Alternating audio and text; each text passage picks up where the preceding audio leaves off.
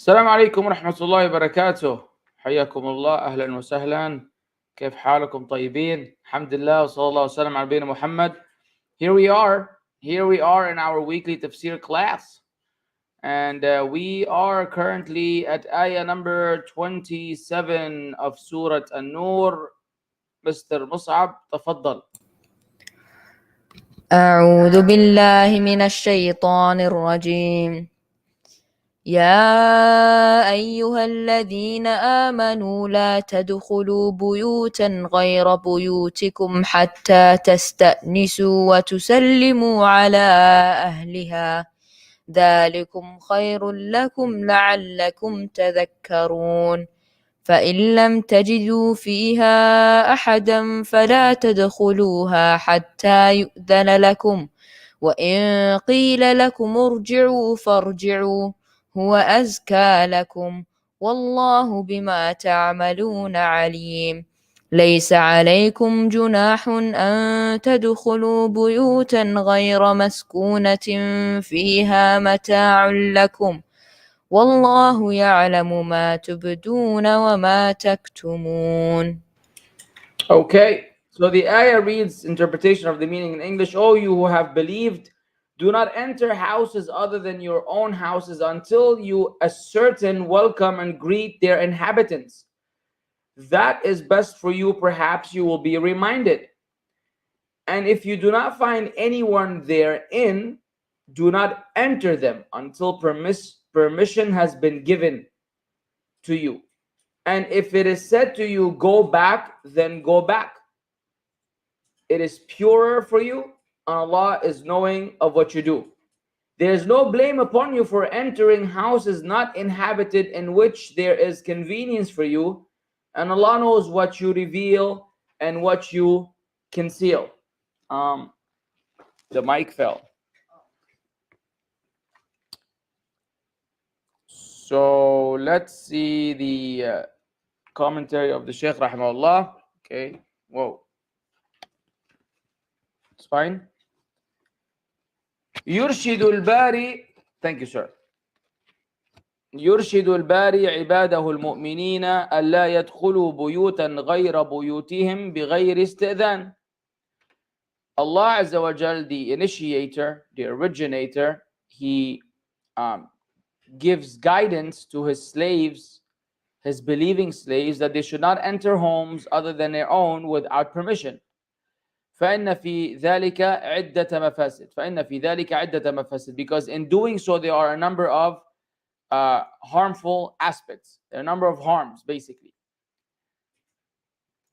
منها ما ذكره الرسول صلى الله عليه وسلم حيث قال إنما جعل الاستئذان من أجل البصر.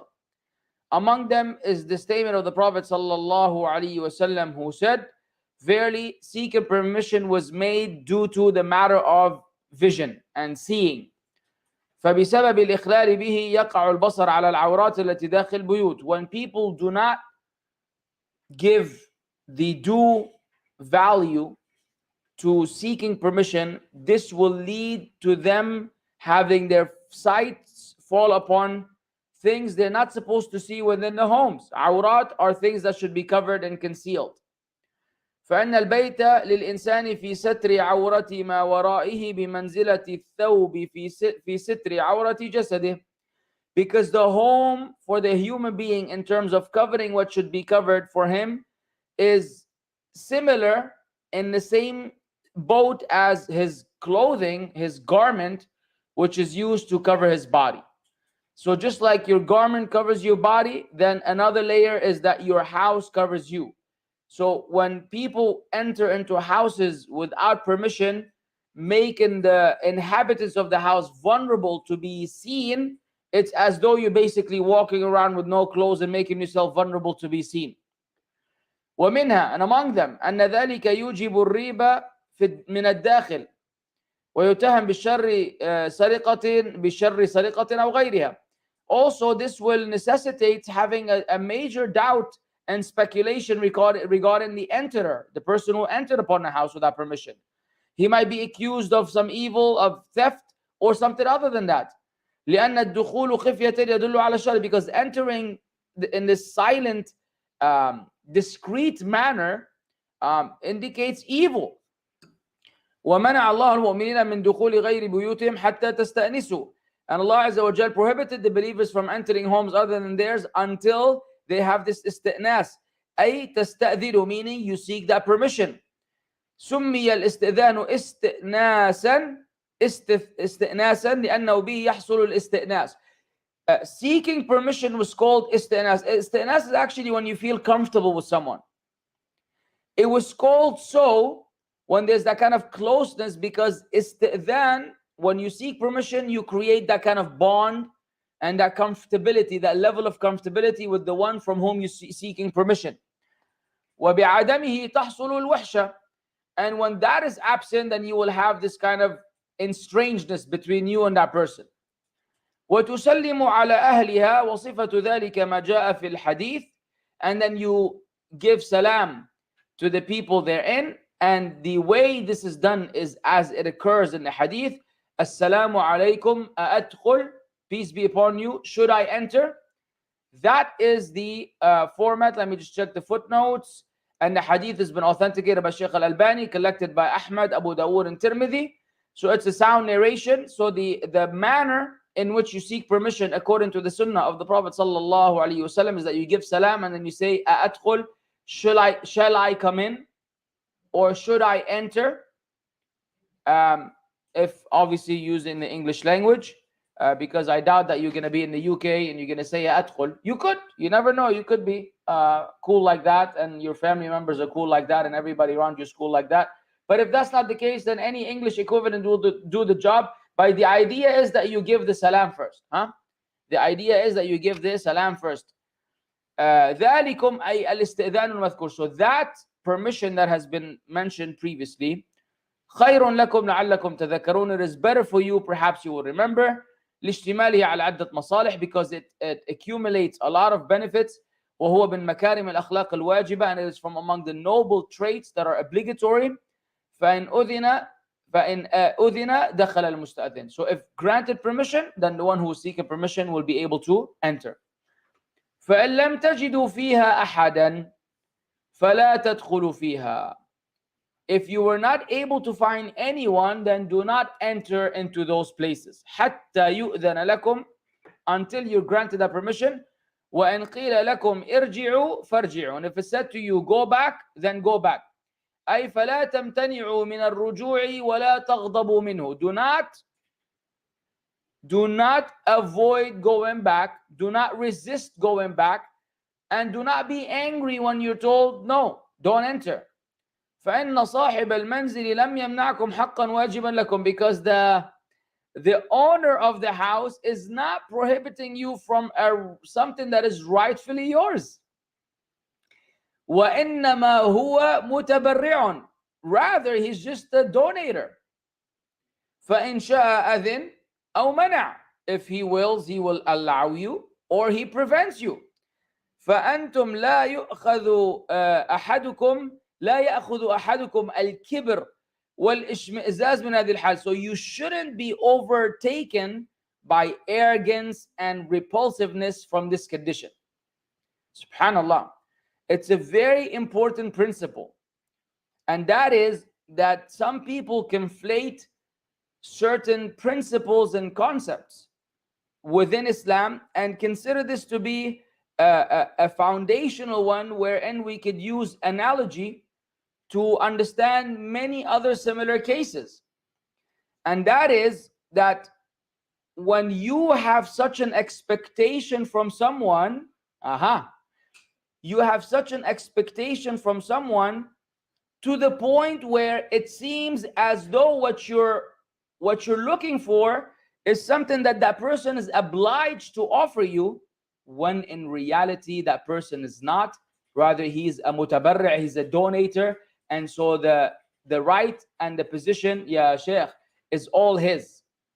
It's his call, it's his decision. So how many scenarios can we think about that are similar to this, where people misunderstand? In my world, this happens often with people asking questions. People ask you a question, and then they panic when they don't get the answer the way they want it, or they don't get it in a timely fashion. We've said many times, Ya akhi, it's a donation that's being done.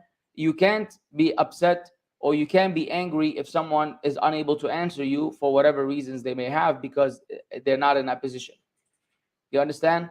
And the list goes on. With parents, parents may allow their children to have certain privileges, and those things are not things that the parents are obliged Islamically to provide to their kids. They're just entertainment. They're elements of entertainment that the parents willingly offer their children.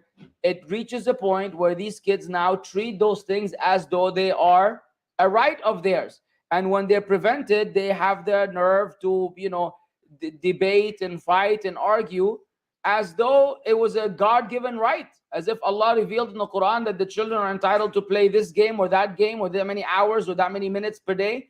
None of that is there. None of that is there. And so people conflate those issues. Hey, it's a donation. The person has the right to give. The person has the right to prevent. And you don't have the right to be upset or to be arrogant or to have a problem with it, because it is not your right in the first place. You understand what I'm saying? So someone offers you something out of their own good, you can now place it on them and put that pressure on them as though they're obliged to do it, because they were not obliged to do it in the first place. You get where I'm going with this. You can all find examples from your own life where you can apply this. I'm not going to bore you to death with giving you more examples. You're intelligent enough to figure it out. طيب. The Shaykh comments on the ayah, وَهُوَ أَزْكَى لَكُمْ. This is purer for you. أي أشد لتطهيركم من السيئات وتنميتكم بالحسنات. This is stronger in purifying you against sins and helping you grow in terms of good deeds.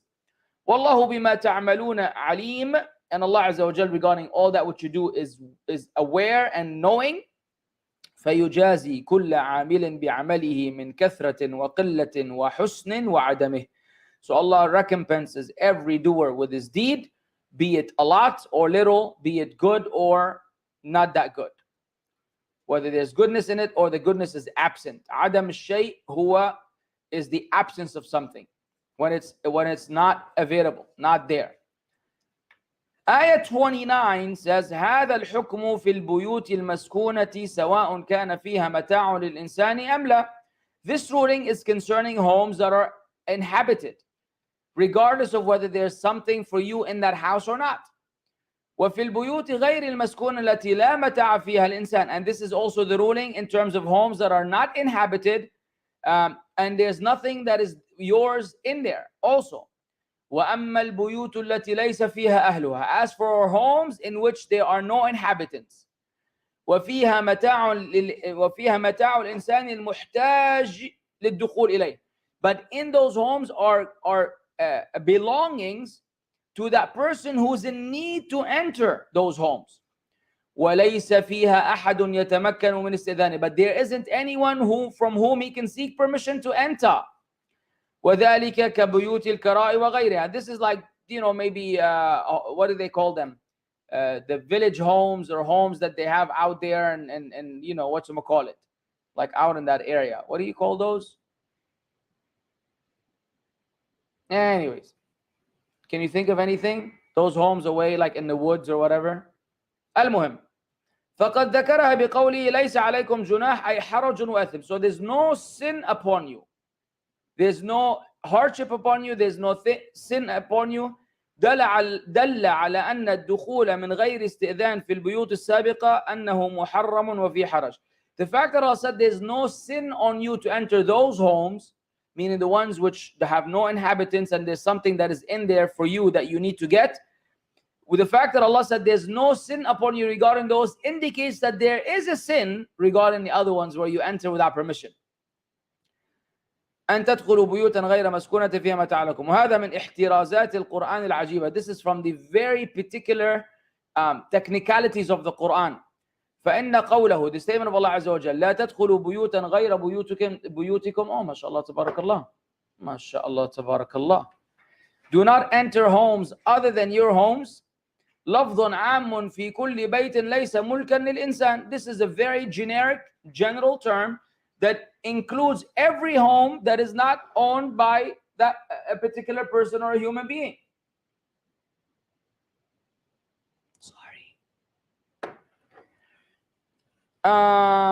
نعم أخرج منه تعالى البيوت التي ليست ملكه وفيها متاعه وليس فيها ساكن. So Allah excluded from that the houses that is not owned by that person, and in it is his belongings, and yet there isn't anyone living inside. There isn't anyone inside to seek permission from. فأسقط الحرج في الدخول إليه. Allah Azza wa Jal removed any sin in entering those kinds of homes. والله يعلم ما تبدون وما تكتمون. And Allah Azza wa Jal knows what you show and what you conceal, what you reveal and what you conceal. أحوالكم الظاهرة والخفية. Allah knows your apparent and your hidden affairs. وعلم مصالحكم. Allah knows what is best for you. فلذلك شرع لكم ما تحتاجون إليه وتضطرون من الأحكام الشرعية. That's what Allah Azza wa Jal legislated for you, what you are in need of and what you are forced to encounter, things that you forcefully encounter in your lives in regards to the legislative ruling. So every aspect of life that a Muslim needs to know a ruling about, Islam gives you guidance.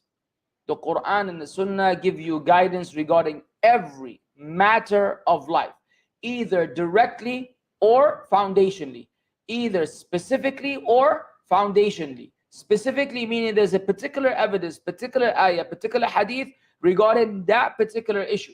Or if there isn't, if it's من الأمور يعني الأمور التي استجدت, from the things which have come about in recent times, contemporary issues, from the contemporary issues, you will find that there's a foundation in the Quran and the Sunnah that will guide you through that. No other religion, no other way of life, no other philosophy, no other ideology, no other community in the world has what Islam has. Zero. No one even comes close. We literally have a complete way of life in the ultimate sense of the word. Complete way of life in every respect. It is amazing how much guidance Allah Azza wa Jalla has offered us in the Quran and through the Prophet Muhammad sallallahu alaihi wasallam, to the point that a believer literally knows what to do from the time they open their eyes until they go to bed, and even while they're sleeping, and how they sleep, on which side they sleep, what ways to sleep, what ways not to sleep. Yani, what are you talking about? Your hygiene, your bathroom visitations, family visitations, medical, ill, sick people visitations, pilgrimage, how to conduct yourself at work, how to conduct yourself with your neighbors, how to conduct yourself with your family, how to conduct yourself with the people that are senior to you, older than you, the people in charge, the people that are beneath you in status, in wealth, everything. Zakah, how to look after the people that don't make as much money as you do. So the people that make money, help the people that make less money, that are in need of that money, so that everybody's happy. Even at the times of Eid, when they need it the most, it's obligatory on the Muslim community to cater to those that are less fortunate from them, so that everybody can have a joyful Eid. Those little things that people don't pay attention to. The right of the neighbor, that you don't really believe in Allah if you go to sleep while the neighbor is starving. And may Allah bless one of my children. I don't want to mention by name so that he doesn't get, but we have this poor neighbor, and he's always concerned about making sure that we give this person money or we give him food. And that is a pure Islamic principle, that you don't feel at ease as long as your neighbor is hungry, and that your neighbor should feel safety from you in terms of his women folks, and you shouldn't look at your neighbor's women and stuff like that. You guys have no idea those principles that people just gotta brush aside or they skim over, they don't realize that those are the very same ailments that are destroying Western societies, that are destroying societies that don't adhere to Islam. And Islam gives this full-fledged solution to everything within marriage, within children, within parenthood. I mean, we cannot say it's unbelievable. It's believable. It's the most believable thing in the world. And yet people, don't see the beauty of Islam. Even in terms of warfare, even in terms of slaves, even the things that the people criticize about Islam, those things actually highlight the wisdom and the beauty of this religion. But you need to know how to defend those principles, and you need to know how to be unapologetic about it, and you need to have confidence and iman in Allah's revelation. And when you do have all these traits, then it's game over. It's really game over. No one can stand against Islam. No one can bring anything in this world, any argument that will have any sort of validity, that will take away anything from Islam. Because Allah already told us, فَمَاذَا بَعْدَ الْحَقِّ إِلَّا الضَّلَالِ. What is after the truth except misguidance? وَإِنَّا أَوْ إِيَّاكُمْ لَعَلَى هُدًى أَوْ فِي ضَلَالٍ مُبِينٍ. And verily we and you are either upon guidance or in clear deviance and misguidance. بَلْ نَقْذِفُ بِالْحَقِّ عَلَى الْبَاطِلِ فَيَدْمَغُهُ فَإِذَا هُوَ زَاهِقٌ وَلَكُمُ الْوَيْلُ مِمَّا تَصِفُونَ. Rather, we fling the truth against falsehood so it destroys it. And woe to you from that which you describe. If you know your stuff, if you've done your homework, if you have knowledge of these subject matters, nobody on planet Earth or even from outside this planet will be able to argue against Islam in any way, shape, or form. And the only time we fail is when we have those failed public speakers and those failed imams who constantly bend over backwards and constantly criticize the very religion that they claim to be promoting in order to please and appease the disbelievers. That's the only fault and defect that we have. People that represent Islam. The defect is in those representatives of Islam. Never ever in the teachings of Islam. There's nothing bizarre in Islam. There's nothing problematic about the rulings in Islam. There's something bizarre in your thinking, and there's something problematic in your understanding. And that trend, which originates primarily from the Western world with the Western English-speaking du'at, is the source of all the calamities that we have today. And yet, people want to divert the shift and the focus from where the problem lies, and they want to just throw red herrings and waste everybody's time with side matters, and they claim to be promoting Islam by saying, brother, let there be peace, love each other, take this on the side, discuss this behind closed doors, blah, blah, blah, unity this, unity that. You have no idea what you're saying. You have no understanding of this religion, and you're doing more damage than good. Otherwise, look at the beauty of Islam. Look at Soorah An-Noor. Look at these guidance that Allah Azza wa Jalla has given us, and there's more to come. And this more to come will be recited in the following ayah by Mussab. Faddal. Ayah number 3.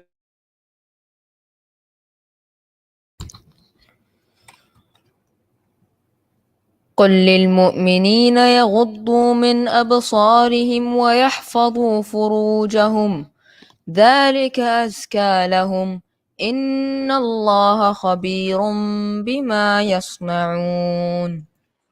أيوة يا أخوان ويا أخوات. Tell the believing men to reduce some of their vision and guard their private parts. That is purer for them. Indeed, Allah is acquainted with what they do. أي أرشد المؤمنين وقل لهم الذين معهم إيمان يمنعهم من وقوع ما يخل بالإيمان يغضوا من أبصارهم.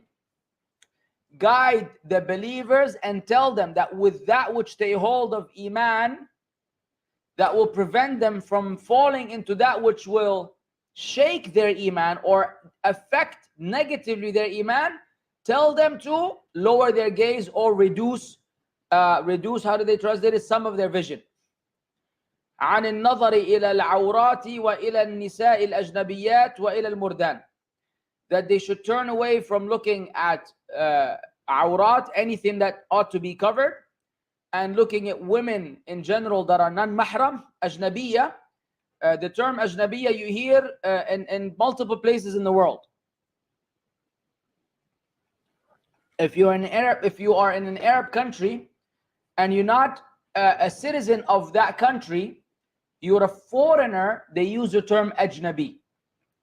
Ajnabi is a foreigner, meaning i.e. a person who does not hold the citizenship. So people like me who reside in the kingdom, we're called ajnabi in a sense that we are not from the locals, we're not from the original people of the land, as opposed to the people of the land.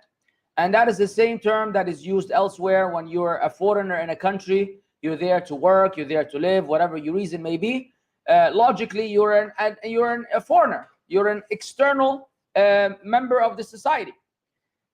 So they're told to not look at أجنبيات النساء الأجنبيات أي يعني لسنا من المحارم, not from your mahram, not your aunt and mother and grandmother and daughter and what have you.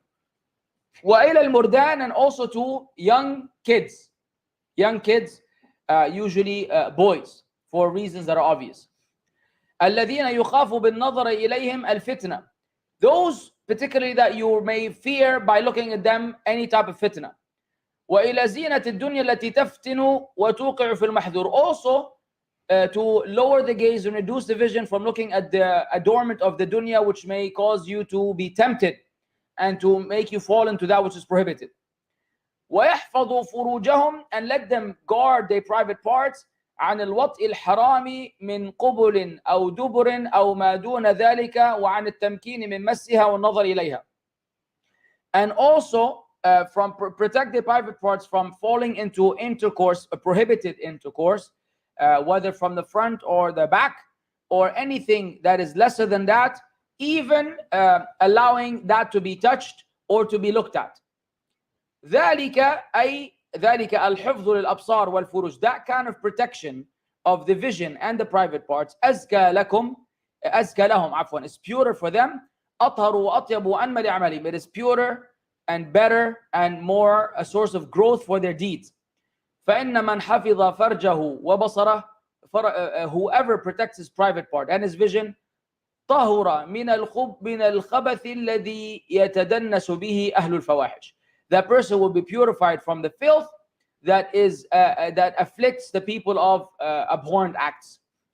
وزكت أعماله بسبب ترك المحرم, and his deeds will be grown, will increase because of his abandonment of the prohibited. الذي تطمع إليه النفس وتدعو إليه, that which is prohibited, the actual soul, the person's self seeks it and invites him to it. فمن ترك شيئا لله عوضه الله خيرا منه, whosoever leaves something for the sake of Allah, Allah will replace for that person that which is, Allah will replace it for him with something which is better. ومن غض بصره عن المحرم أنار الله بصيرته, whosoever lowers his gaze against that which is haram, Allah Azza wa Jal will give light to his basira, to his insight. ولأن العبد إذا حفظ فرجه وبصر عن الحرام ومقدماته من دواعي الشهوة, because when the slave protects his private part and his vision from the haram and that the early stages of that, even though there's that high desire, there's that strong desire to do so, كان حفظه لغير أبله, his ability to protect that which is other than that will be even stronger. ولهذا سماه الله حفظا, as Allah has called it حفظا, like when you memorize something or when you protect. حفظ is also to protect. فالشيء المحفوظ إن لم يجتهد حافظه في مراقبته وحفظه وعمل الأسباب الموجبة لحفظه, because that which is protected, if the doer, if the owner of that item does not exert himself in protecting that thing and in observing it and doing everything possible that necessitates that preservation, لم ينحفظ, he will not be able to protect it and preserve it. كذلك البصر والفرج إن لم يشهد العبد في حفظهما. Similarly, the vision and the private parts, if the slave does not exert himself to protect them, أوقعاه في بلايا ومحن, they will make him fall into all types of trials and tribulations. We seek Allah's refuge. وتأمل كيف أمر بحفظ الفرج مطلقا لأنه لا يباح في حالة الأحوال. Notice how Allah Azza wa Jal commanded to protect the private parts in a generic way, in the absolute way, because it is not permissible in any condition. It is not permissible in any condition. It's a خلاص, it's a red line. وأما البصر, as for vision, فقال يغض من أبصارهم, let them reduce some of their vision. أتى بأداة من الدالة على التبعيد. Allah Azza wa Jal used the preposition min, or part of, which indicates compartmentizing things, to make it into compartments, small, an aspect of something, a part of something. فإنه يجوز النظر في بعض الأحوال لحاجة, because it is permissible to look in certain conditions for a reason, for a need. كنظر الشاهد والمعامل والخاطب ونحو ذلك, such as the looking of the witness, he might have to look, or the one who's doing a transaction, or the one who's engaging, and things of the sort. ثم ذكرهم بعلمه بأعمالهم, then Allah Azza wa Jal reminded them with his knowledge of their deeds, ليجتهدوا في حفظ أنفسهم ومحرمات, so they will strive to protect themselves from the prohibitions. طيب, the next ayah, it's a long ayah, but it's very important, so go ahead. وقل للمؤمنات يغضضن من أبصارهن ويحفظن فروجهن ولا يبدين زينتهن إلا ما ظهر منها وليضربن بخمرهن على جيوبهن ولا يبدين زينتهن إلا لبعولتهن أو آبائهن أو آباء بعولتهن أو أبنائهن أو أبناء بعولتهن أو إخوانهن أو بني إخوانهن أو بني أخواتهن أو نسائهن أو ما ملكت أيمانهن أو التابعين غير أولي الإربة من الرجال أو الطفل الذين لم يظهروا على عورات النساء ولا يضربن بأرجلهن ليعلم ما يخفين من زينتهن وتوبوا إلى الله جميعا أيها المؤمنون لعلكم تفلحون. تمام.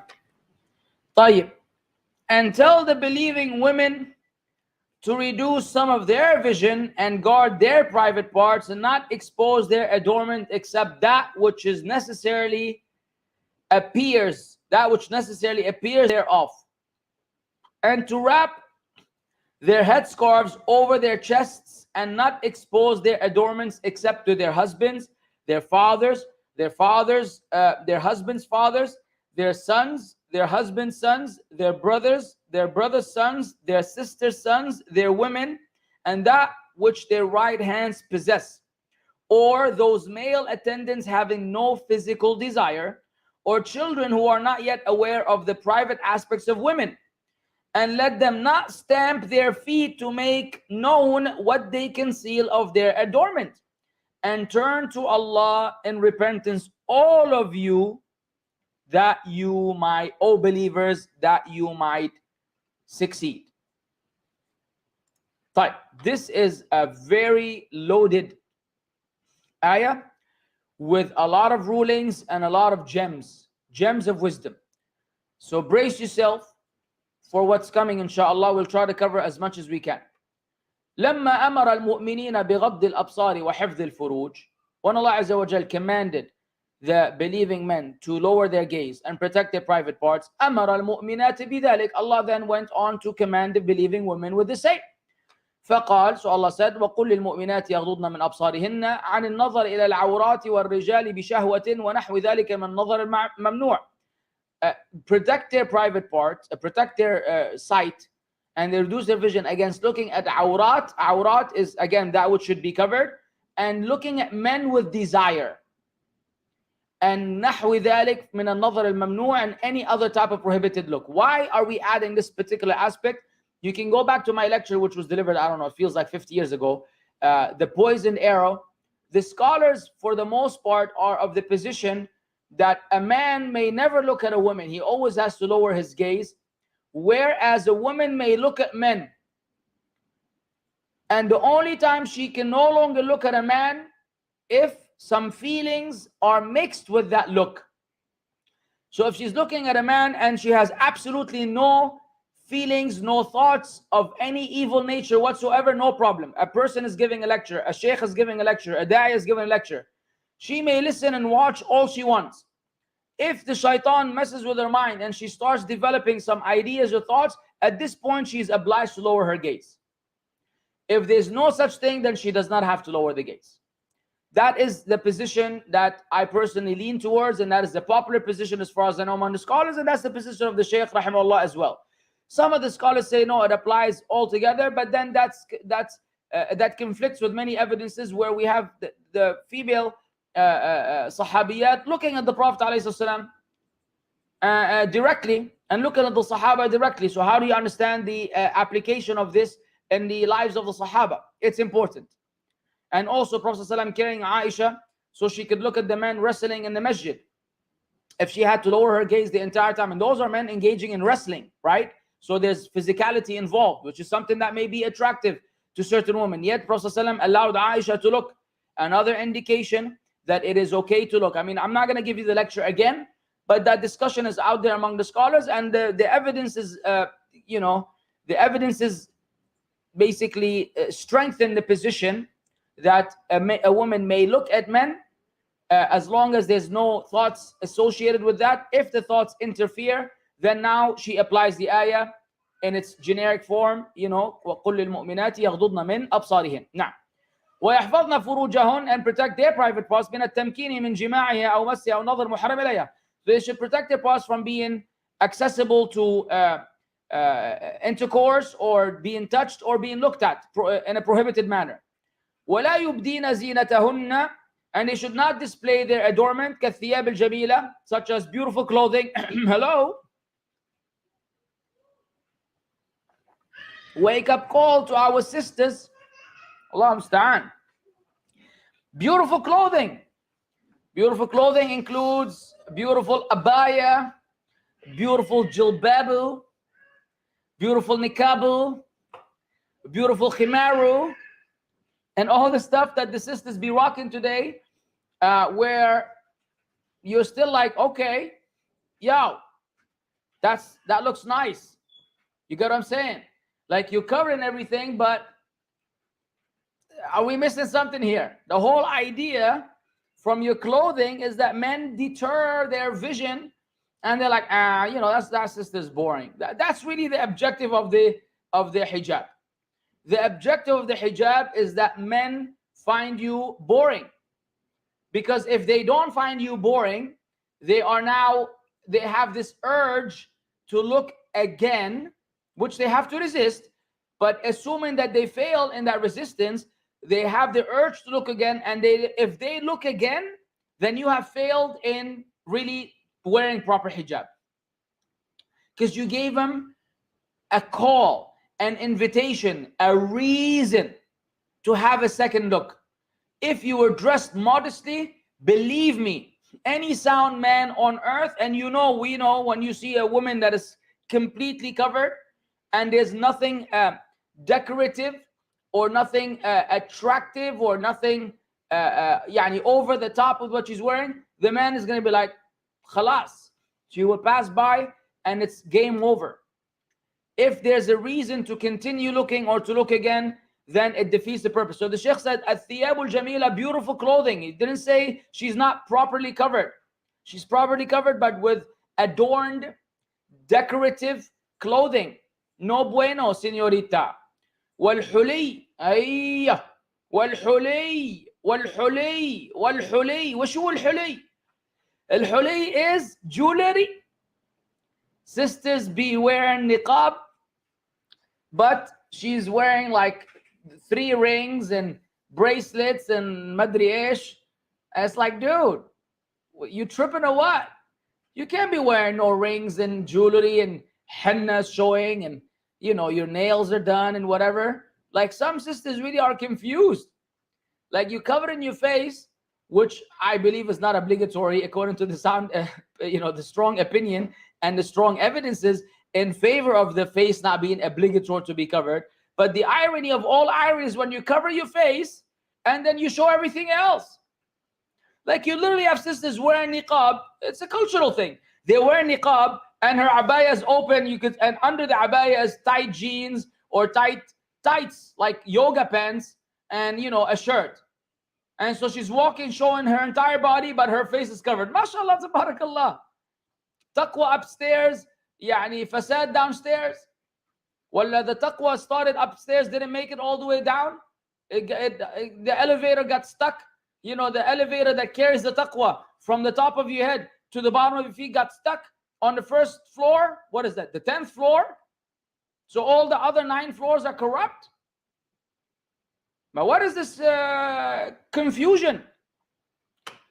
وَجَمِيعَ الْبَدَنْ كُلَّهُ مِنَ الزِّينَةِ. The entire body is actually an adornment. So this is how valuable women are. This is how precious and how desirable women are. The entire body of the woman is zina, is an adornment, including her feet. That's why it's another astonishing reality when a sister will cover herself and wear sandals. And then you see her feet, her ankles and her heels and her toes. No, you cannot. Feet is part of the aura. You have to cover your feet. So in reality, if you want to follow the sound position, there are two positions. Either wearing a niqab and covering your hands, you take that as obligatory. That means you're covered entirely from top to bottom. The only thing that shows is your eyes. Your eyes within the niqab. And some of the scholars say it's just as much as the eye is, not even this much. And some of them say only one eye, just so you can see with the other eye. No issue. Let's say 2 eyes. 2 eyes. Not your entire forehead and half of your face and 3/4 of your nose. That's one opinion. The other opinion, you can show your entire face, which is from the hairline, from the hairline, your jabeen, your forehead, down here. That neck has to be covered. The neck has to be covered, and your hands can show. And your hands can show without all the none of that. All that stuff, no jewelry, no henna, no benna, no jannah, no madri. Oh, jannah, there's no jannah in your hands, anyways. That's what you got. Anything other than that, you're really not wearing hijab, sister. You're gonna say, but we live in America, we live in London, and we will look like we're madri ish. Jannah is not cheap. And stay at home. Really, you're uncomfortable? Stay at home. Nothing better for you than your own home. There's a reason why Allah said, وَقَرْنَ فِي بُيُوتِكُنْ, and remain in your homes. Because there's nothing. Your salah at home is better than your salah in the jama'ah, in the masjid. Now, we're not telling you not to leave, but we're just saying, if you want to go out, then you better adhere. That's a clear Quranic ayah that people dismiss. And watch what's coming next is going to be even more evident to what I'm saying. الشيخ said, وَلَمَّا كَانَتِ الثِّيَابُ الظَّاهِرَةُ لَا بُدَّ لَهَا مِنْهَا. Now, when your external garment is inevitable, I mean, you can't cover yourself at all. You're wearing something on the outside. قَالَ إِلَّا مَا ظَهَرَ مِنْهَا. Allah said, except what appears thereof, and necessarily. أي ثياب الظاهرة التي جرت العادة بلبسها إذا لم يكن في ذلك ما يدعو على الفتنة بها. Meaning the clothes that the culture accepts if there's nothing that causes fitna in that, which is another important notice. Notice at no point did I say you have to wear black from top to bottom. So the cultures plays a role in that. As in certain countries where colored clothing is norm, khalas, it's norm. Like certain African countries, their entire wardrobe is just a mix of colors. So if a sister is wearing what everybody else is wearing, it's no longer that adornment that's going to make a man want to look twice. But if a sister is in a culture where everybody wears black, and then she's rocking this pink niqab with this purple hijab and this blue abaya, or I don't know what, that khalas, you're out, you're external now to the society. You're a source of attention, you're a source of people wanting to look at you again. So that has to be taken into consideration, just so you will not misconstrue my words earlier, that the idea that you don't want to have beautiful clothes, as in you don't want to have clothes that will make you stand out and make men want to look at you. If you're wearing what everybody else wears, and it's according to the Islamic principles and guidelines, alhamdulillah, just don't go beyond that.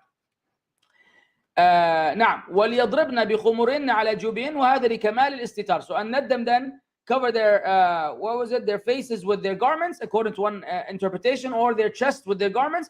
That is to perfect their concealment or their covering. ويدل ذلك على أن الزينة التي يحرم إبداؤها يدخل فيها جميع البدن كما ذكرنا. And that indicates that the zina, the adornment which is prohibited to be displayed, includes the entire body, as we mentioned previously. Yeah, and let them wrap a portion of the headscarves over their chest. Now, طيب. ثم كرر النهي عن إبداء زينتهن. Then Allah again repeated the prohibition of women displaying their adornment. ليستثني منه قوله. So Allah will make an exception from that by saying إلا لبعولتهن أي أزواجهن, except to their husbands. أو أبائهن أو أباء بعولتهن يشمل الأب بنفسه والجد وإن على. Or let me just read them from here. أو أبائهن أو أباء بعولتهن, or their fathers, or their father's husband, their husband's fathers, I'm sorry. The Sheikh said that includes the father and the grandfather and even the grand-grandfather. أو أبنائهن أو أبناء بعولتهن, or their children, where was it? Or their sons and their husband's sons. ويدخل فيه الأبناء وأبناء البعولة مهما نزلوا, and include that will be the sons and the sons of the husbands, no matter how many, meaning grandchildren, so on and so forth. أو إخوانهن أو بني إخوانهن أشقاء أو لأب أو لأم. So whether they're brothers or they're to a father or a mother, يعني they're like when you have a what do you call them? Meaning even if it's from other marriages of the father or the mother. أو بني أخواتهن أو نسائهن أي يجوز النساء أن ينظر بعضهن إلى بعض مطلقا. Meaning, the Sheikh said, it is permissible that women may look at other women in the ultimate sense, in the absolute sense. ويحتمل أن الإضافة تقتضي الجنسية، or أي النساء المسلمات التي من جنسكن. Or it could be restricted to the type, not any woman, but a particular type of woman, meaning the Muslim women that are from your type, from your kind. So Muslim women may look at Muslim women from your kind. ففيه دليل لمن قال أن المسلم لا يجوز أن تنظر إليها الذمية. It's an evidence for those who say that the Muslim woman may not be looked at by a non-Muslim woman. أو ما ملكت أيمانهن, or what their right hand possess. فيجوز للمملوك إذا كان كله للأنثى أن ينظر إلى سيدته ما دامت ملكة له كله. So the owned slave may look, if he belongs completely to the female, if she owns him completely in totality, not that it's a split property, he may look at his female master as long as she's the one who owns him completely. فإن زال الملك أو بعضه, but if she doesn't own him or she has lost part of the ownership, لم يجز النظر. It is not permissible for him to look at her. أو التابعين غير أولي الإربة من الرجال أي لو الذين أو الذين يتبعونكم ويتعلقون بكم من الرجال الذين لا إربة لهم في هذه الشهوة كالمعتوه الذي لا يدري ما هنالك. Or those particular men who don't have that kind of they don't have that physical desire, such as the person who's mentally retarded, who does not know what's going on over there. He just is not all there. وكالعنين الذي لم يبق له شهوة لا في فرجه ولا في قلبه. Or like the person who has absolutely no desire, neither in his private parts nor in his heart. فإن هذا لا محذور من نظره. This person, there's no harm in them looking. أو الطفل الذي لم يظهروا على عورات النساء الأطفال الذين دون التمييز, meaning the children that are under the age of discretion, فإنه يجوز نظرهم للنساء الأجانب. نظرهم للنساء الأجانب. It is permissible for them to look at foreign women, i.e. women that are not from their maharim. وعلل تعالى ذلك بأنهم لم يظهروا على عورات النساء. Allah told us the reason behind that is that they're not aware of the private aspects of women. أي ليس لهم علم بذلك, they have no knowledge of that. ولا وجدت فيهم الشهوة بعد, and they don't have desires yet. ودل هذا على أن المميز تستتر منه المرأة. This shows that the child who reached the age of understanding or discretion, then the woman must cover herself in front of him, لأنه يظهر على عورات النساء, because he's able to understand and have awareness of the aspects of women. And then here comes the major one. ولا يضربن بأرجلهن ليعلم ما يخفين من زينتهن, and let them not stamp their feet to make known what they conceal of their adornment. أي لا يضربن الأرض بأرجلهن ليصوت ما عليهن من حلي كخلخال وغيرها. They should not strike their feet on the floor, which will produce sound of what jewelry they may be concealing, such as an anklet and the likes. فتعلم زينتها بسبب فيكون وسيلة إلى الفتنة. So then the people will know that there's an adornment under the garment, and it will be a source of fitna. Do you understand what's going on here? So those who argue about they say that women don't have to wear hijab, and the hijab is the hijab of the heart, and blah, blah, blah. What do you do with this ayah? What do you do with this part of the ayah? And it's evidence about what I said earlier. If Allah Azza wa Jal is prohibiting the women from even striking their feet, so the men will hear. He can't even see. He will not even be able to see the anklet. He's just imagining the anklet, and imagining the anklet will be a source of fitna. Then what about showing him your jewelry, and showing him your beauty, and showing him this and the makeup? You know, they wear niqab with the makeup on their faces. What have you done? What have you achieved? Nothing. Allah didn't even allow you to stamp your feet so that the people will not hear the sound of your jewelry, let alone letting the jewelry be seen. And in spite of the explicitness and the clarity of these ayat, how many people today on earth want to argue against the hijab in Islam and the Muslim dress code? And you know, how many so-called speakers, you know, they fool the sisters and give them false information and false data and false perceptions about what the hijab is. They don't enjoin what is good or forbid what is evil, or even tell the Muslim woman the truth about how they're supposed to conduct themselves. And those people, again, the speakers, are responsible for the deviance that they're causing. Because regardless of what person does on his own, in terms of communicating the message, you have to meaning the person himself, he's unable to force his wife to cover herself. He's still obliged to tell the Muslims what's right or what's wrong. He's still obliged to communicate to the people the authenticity of the Muslim. And that's not hypocrisy. That is not hypocrisy. Is when, because you cannot live up to the teachings of Islam, then you change them so that you can all feel good about yourselves. That's hypocrisy. When you alter the teachings of Islam because you cannot live up to them. But telling the people the truth, even if you yourself are struggling with it, is actually the ultimate sincerity, because you're still true to the teachings of Islam. So sisters need to hear it as it is so they can understand what's going on. ويؤخذ من هذا ونحو قاعدة سد الوسائل. The principle we derive from this and other evidences of this nature is the principle of closing the doors. وأن الأمر إذا كان مباحا, and that a matter, even though it may be lawful, ولكنه يفضي إلى محرم, but it will lead to haram, أو يخاف من وقوعه, or you're afraid that you will وقوعه, you're afraid that you will fall into haram, فإنه يمنع منه, you prevent it from that. Even though it's halal in its original state, if it's going to lead to haram, it becomes haram. فالضرب بالرجل في الأرض الأصل أنه مباح. Stamping your feet on the ground is permissible. ولكن لما كان وسيلة لعلم الزينة منع منه عفوا.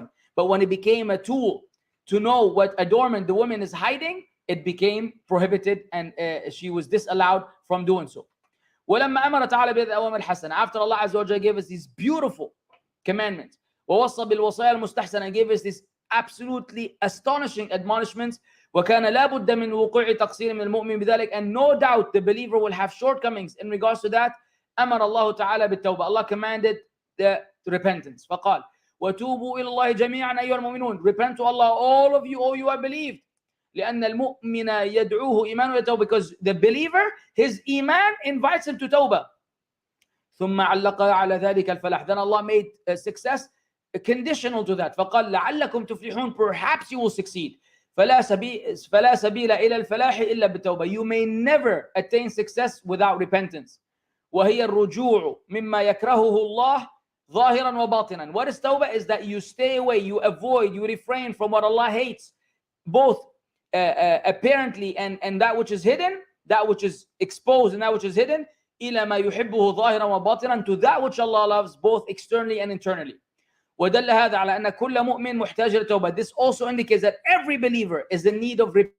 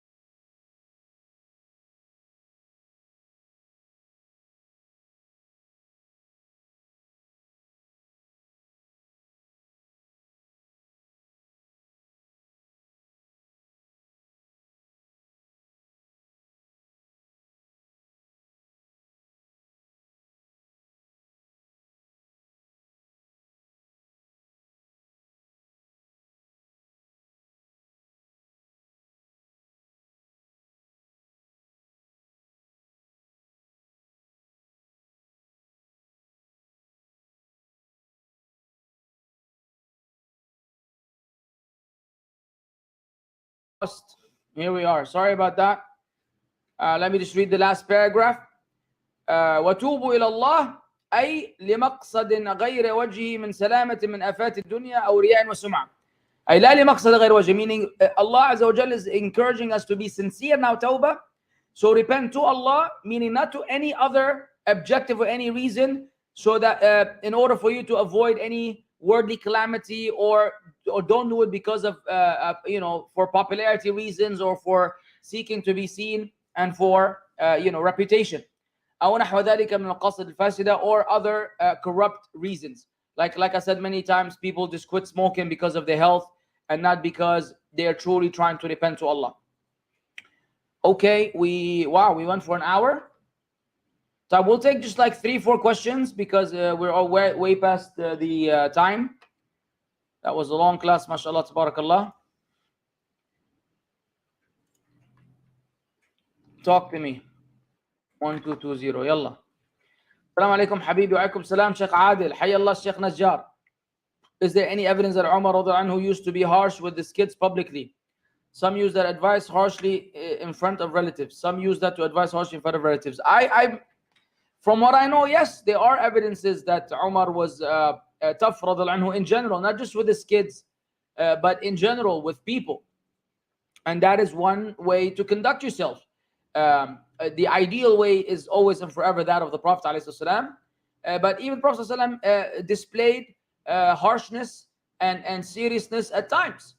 So yes, from what I know, there is an evidence for that. But still, وَخَيْرُ الْهَدِي هَدِي مُحَمَّدٍ صَلَّى اللَّهُ عَلَيْهِ وسلم, the best guidance is that of Prophet Muhammad صلى الله عليه وسلم. نعم.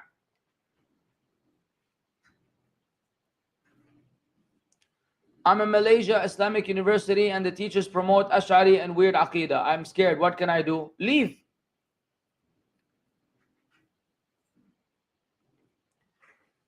Jazakallah khair. What is kufrun duna kufr? Can you give examples of difference with kufr? And is it bid'ah, hasana, or the Islamic concept according to authentic sunnah? Let me answer the last part of the question first, Yuribe. Please watch my lecture, The Extermination of Innovation, where I've clearly displayed according to the authentic teachings, there's no such thing as bid'ah hasana. That concept is a bid'ah. The concept of bid'ah hasana is a bid'ah in and of itself. Prophet ﷺ said, وَكُلَّ مُحْدَثَةٍ بِدْعَةٍ وَكُلَّ بِدْعَةٍ ضَلَالَةٍ. Every bid'ah is misguidance. No one can come after Prophet ﷺ and say, but there's good bid'ah, bad bid'ah. If the Messenger of Allah said every bid'ah is misguidance, no one has the right to interject or to rebuttal or to oppose the Prophet ﷺ. Naam? Naam. Kufr dun al-kufr is disbelief. It's a form of disbelief that does not elevate to the state of disbelief that will take you outside of Islam. It doesn't reach the level of disbelief that will take you outside of Islam, such as al-hukmu bighayri ma anzal Allah. If a person were to rule by other than what Allah revealed, if they don't believe within themselves that this other ruling is better, if they believe that a ruling other than Allah's is better than Allah's ruling, that's disbelief. If they know that Allah's ruling is better, but they're doing something else out of weakness, this is kufr dun kufr. Now,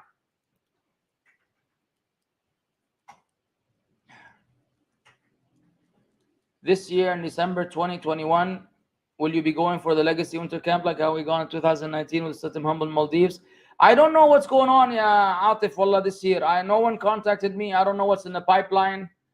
I honestly don't know. I hope that we will be going anywhere at this point. I don't care if we go down the street, as long as I go with those wonderful people and you know, we all have a good time. I would love it. But as we speak, I have no information about what's in the pipeline. Allahu A'lam. What do you mean when you are fasting and just when the fast starts, al-fajr, you feel extreme thirst and dryness at the back of your throat? Can you gargle water? No, you cannot gargle water. And what it means is that you're psychologically, because you know that you're fasting, you just feel super thirsty and you want to drink. Doesn't mean anything else. There's no religious explanation for it as far as I know. It's probably all just psychological.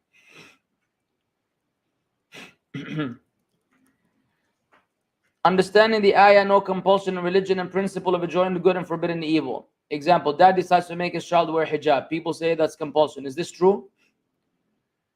No, la ikraha fi din is that you cannot force anyone to become a Muslim against their own will.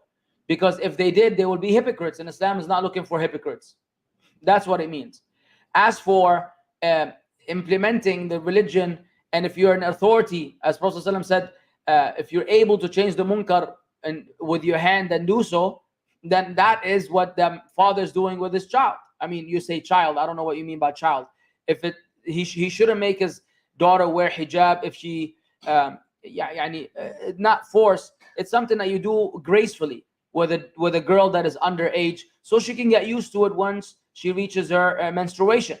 Now, anyways, that falls under man ra'a minkum munkaran falyughayyirhu biyadihi, or waltakum minkum ummatun ya'muruna bil ma'ruf wa yanhauna 'anil munkar. Let there be a nation among you that enjoin what is good, forbid what is evil. Kuntum khayra ummatin ukhrijat lin-nas ta'muruna bil ma'ruf wa tanhauna 'anil munkar. You were the best nation ever produced to people.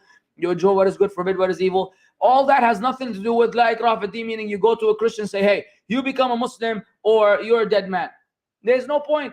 You cannot do that because you don't need a hypocrite. Let him be. Let him remain a Christian. You give him da'wah. He doesn't want to accept Islam. Khali wali. Let him go. Now.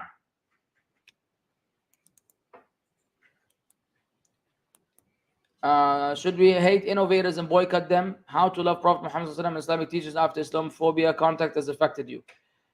Should you hate innovators and boycott them?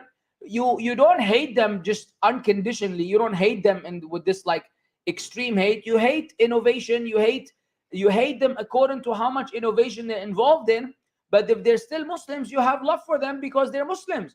So you combine love and hate depending on how much they obey Allah or how much you hate them as much as they hate and innovate in the deen of Allah. Boycotting them is something that can be done under very strict conditions. It's not an open invitation to boycott every innovator out there, otherwise you'll be on your own. So yeah, you have to know when to apply that. You seek the opinion of a knowledgeable scholar.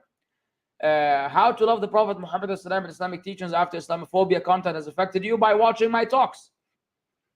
Because if you listen to me, that's my main message. The main message I try to promote every time and every occasion, whether it's Aqidah, Tafseer, a general talk, in any situation, my objective in life is to show the people, to the best of my weak ability, that Islam is the most wonderful thing in this world, and living and implementing Islam is the best thing you will ever do, and that all of these Islamophobes and all these psychos in the world cannot take away from the validity and the authenticity and the purity and the beauty of Islam. So if you listen to what I say long enough, inshallah, it will penetrate your inner thoughts, and you'll be able to change your mind, among other people that you can listen to that will serve the same objective. Now,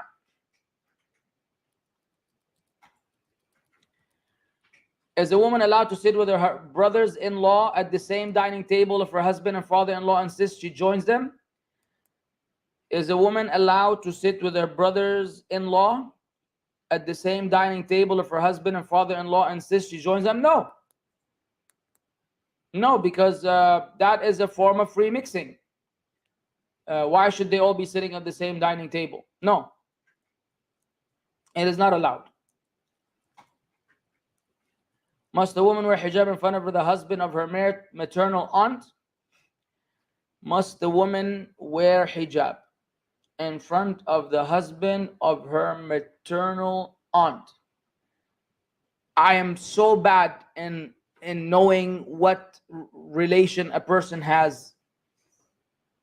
She must wear hijab? You must wear hijab. We got the fatwa from a reliable source in the house. Like Maher? Oh yeah. If it's like that, of course you gotta wear the hijab. Come on. Yeah, wear the hijab. Next, come on guys, come on. It's 2:39. It's almost Asr. Kusa, Ustad, I'm confused regarding some of the conditions of La ilaha illallah. Yani in some of them I can't find the difference. Can you please tell me a video or book in that explains this more? I gave a lecture about this 700 years ago or so, it feels. What was it called? Something teeth? Key lock, Lee of the cock, Lee of what? Sorry, rooster. What is that thing called? One key to the lock. No, I think I have a lecture of this nature. One key to the lock or something like that. I explained the conditions of La ilaha illallah. I can't remember if you'll find. I don't know if you find it on YouTube. It's probably still under the Ummah channel. One key to the lock or something like that. Now, next. Can we take knowledge from Wahaj Tareen? Who is Wahaj Tareen? I think I've seen him before. Isn't that the guy who's related to Mufti Menk? Kind of wears the same uniform, stuff like that. I don't know anything about him though. For me to be, if you had $1, I guess you don't have $1. You have more than $1. But I don't know enough about him to be able to tell you A or nay. Now.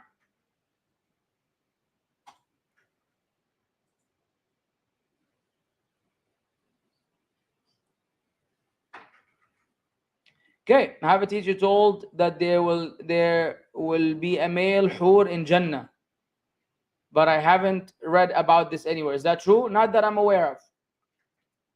I've never heard of a male hur in Jannah either.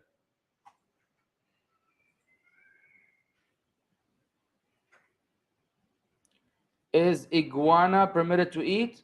I don't know. All right, Mr. Faith Compass. I don't know much about Bilal Asad. So yeah, Faith Compass, you call all this tamir', ya Sheikh?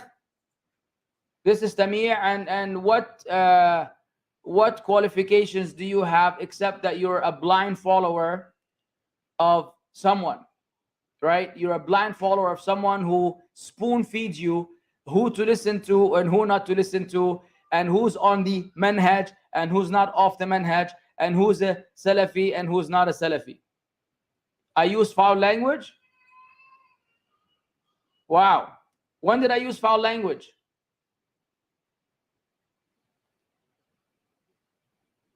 You spoke to a sheikh about me and he called me Ruwaybida. You are so amazing, yeah, Faith Compass. I don't know what to tell you. Tamir is an old word, yeah, limited quality. They've been using Tamir for 1,000,000 years. Look, this is what he's good at. So from all the tafsir class, what did this Faith Compass, in case your faith is lost, he will show you the faith. What did he deduce from that? This rant. He hasn't memorized. Look, he hasn't memorized with the right spelling. He probably cannot even spell an ayah from the book of Allah, but he knows how to write Abdurrahim McCarthy and Asim al-Hakim and the word Tamir. Those are the words, Ruwaybida. Those are the words that he learns. Like his level of knowledge is usually going to be those names of individuals and those 5-10 words that those pseudo Salafis use, and khalas. Come discuss with him any ayah from the book of Allah on his own, he will drown in an inch of water. But, you know, there you go. Yalla, yalla. Okay, Habibi, you got plenty of attention, so go take a hike right now. I stop attacking you? Okay, Habibi. Oh, the word crap is a foul language? Crap is foul language? Okay. Yalla, guys. Anyways, we're done with that. Hanibi? Wallah, you're funny. Like, I want to stop so bad, but you're so funny, I can't let it go. Yalla, yalla. Mussab, you guys have had a great, it's a typee. It's a typee. Allah is giving you all the success that you need right now for you to continue with your campaign. You can't even spell 2 words, man. Get out of here. And Jazakallah khair for wasting our time. And Jazakumullah khair for joining us. Subhanakallahum bihamdik. Ashhadu an la ilaha illa ant. Astaghfiruka wa atubu ilaik. Assalamu alaikum wa rahmatullahi wa barakatuh.